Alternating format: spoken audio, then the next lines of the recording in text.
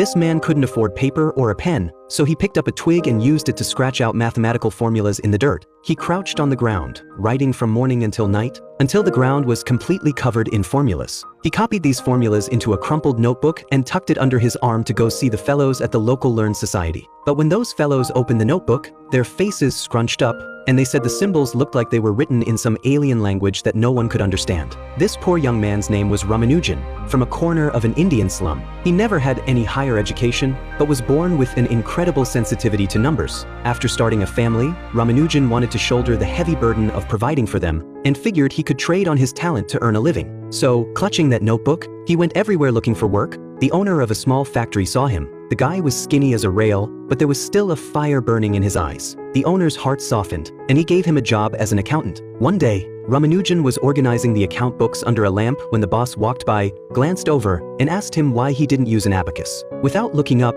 Ramanujan casually said mental math was faster. The boss got curious and right then and there made up some numbers for him to calculate. Ramanujan called out the answers faster than someone could click an abacus. When the boss checked them against the books, they were exact, down to the last penny. He stood there stunned, staring at this quiet young man, and suddenly realized this guy had no business being stuck in some factory pushing beads around. Since nobody around here could make sense of his formulas, he had to get out, go somewhere bigger. The boss had someone mail Ramanujan's notebook to Professor Hardy at Cambridge University in England. The day that package crossed the ocean and landed in the professor's hands, Professor Hardy opened the notebook, and page after page of formulas came pouring out like a waterfall. He tried working through a few of them, and they were completely correct. His hands trembling, he immediately sat down to write Ramanujan a letter, inviting him to Cambridge to talk shop in person. This was the one chance Ramanujan would ever get to turn his life around. His mother and wife sold everything they could in the house and traded it for a single steamship ticket. All alone, carrying his shabby luggage, he drifted across the vast ocean